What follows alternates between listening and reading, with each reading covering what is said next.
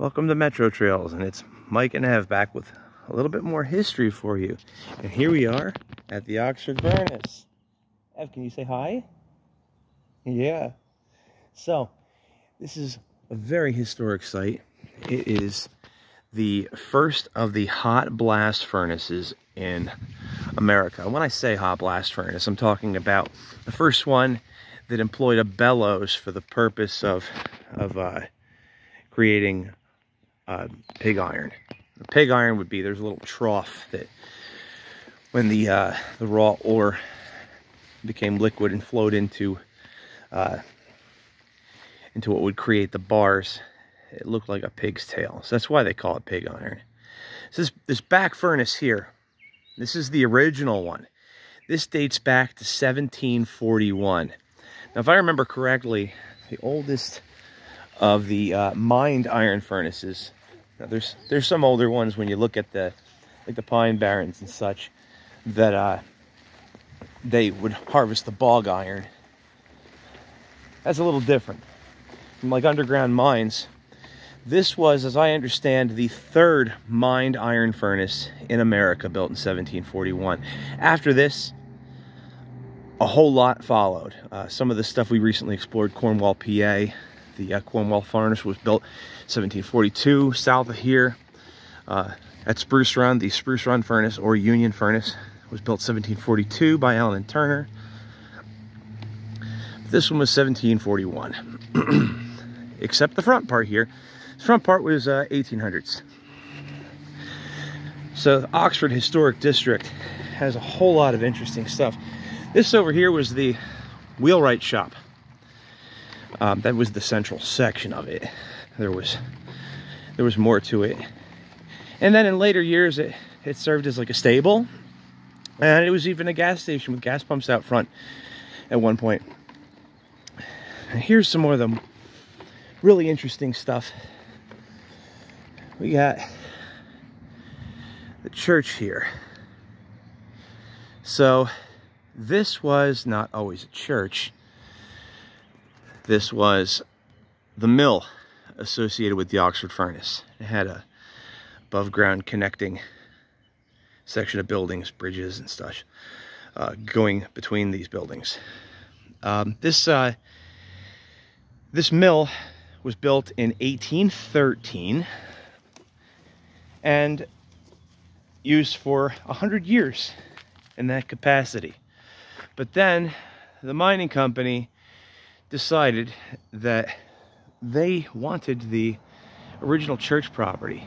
So they made a trade. They said that we would pay to have the church converted into, or the mill converted into a church, and we'll take your old church property for the mining rights.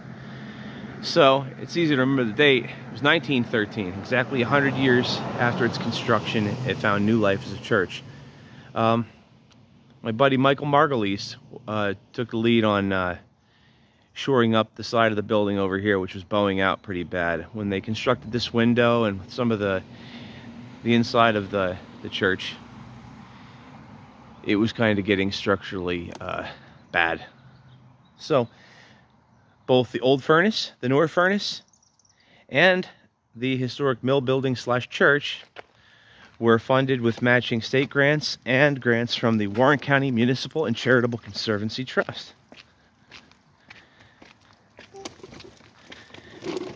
Right, Ev? That's all interesting. All right, so here, there's a lot to see over here. We'll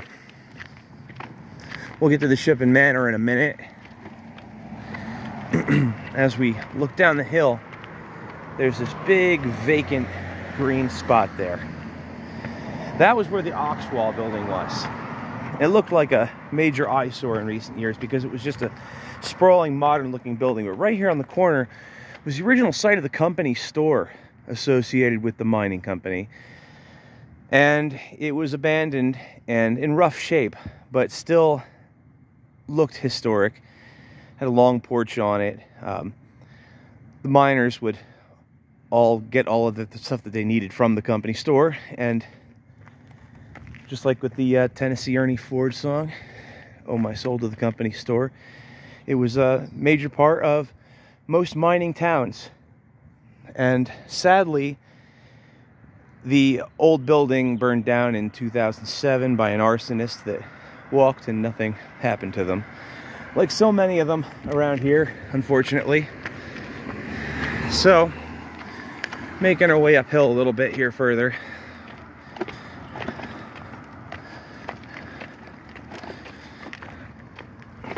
Oh no, Ev. It's July 5th and the sidewalk's to be closed June 12th. Anyway, so over here, the Shippen Manor. Saw a little bit of that just back there. That's, in my opinion, and in the opinion of many historic scholars, is the finest example of a colonial ironmaster's mansion in America. Built 1754-55 for the Shippen brothers. They owned the mines in the area. Just an outstanding example of colonial architecture and a great piece of Warren County history. The county now owns it, and it's a great centerpiece. So we're gonna go through some more obscure history right here. It doesn't look like much here, but when we get to this spot here, Metro Trails is definitely a big rail fan group. Here you have it. From 1856 until 1862, this was the Warren Railroad, which became the Delaware, Lackawanna, and Western Railroad's main line. Right through here, which was right above the Oxford Furnace. We're looking right down it over here. And the original Oxford Station was over in here. And this circumnavigated the mountains through Van Ness Gap, County House Mountain, West Oxford Mountain, and passed right in back of Shippen Manor. After the Oxford Tunnel, or Van Ness Gap Tunnel, was completed in 1862, it's about a half-mile long and goes under, you can look into Van Ness Gap right over into here. When that was completed,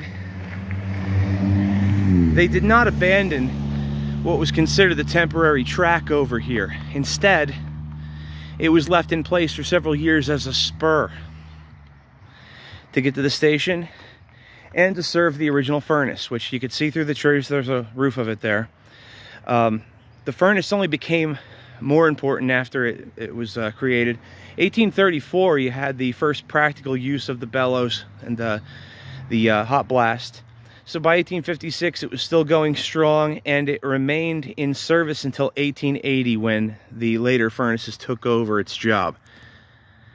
So it was important to still have the railroad here. Plus, it served other mining interests going out and around, and the original mine railroads, which was a switchback to the south of here, used that. You get a nice little view of Oxford right here. So let's walk the right-of-way a little bit here.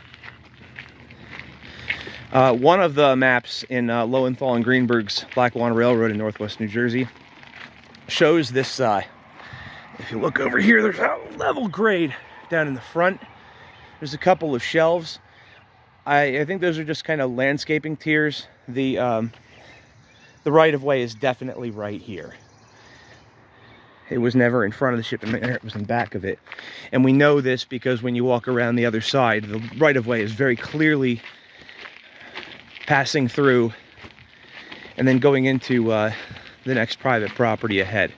It descends down and makes its way to the later right-of-way, just past the later site of the station, which is, there's a platform still standing for that over off of Lower Denmark Road, which was partially built on the newer right-of-way. So here is the back of the Shippen Manor, which they told me the first time I did a tour of this, that this was considered the front of the Shippen Manor. Of course, there wasn't a major highway out there before. Now we're going to get into one more little story. Here's the plaque.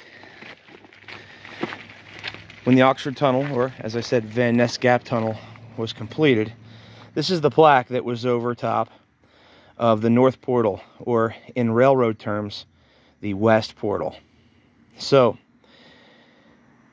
the original tunnel had just stone facades on either side. Around 1906, they were, just around that time, they were doing some of the concrete. So when you see some of the dates, like on the south side, you'll see 1906. That's not the date of construction. It was 1862, it was completed. But there's a really cool reason why this plaque in marble is built into the back wall of the Shippen Manor. For one, it's a cool place to have it, since it is the earlier railroad route. But there were attempts to take it out for preservation, and they all failed until somebody one day made their way down into the right-of-way. I believe it was in the early 90s, because I remember this being above the tunnel when I was little. The first time my grandfather took me through it.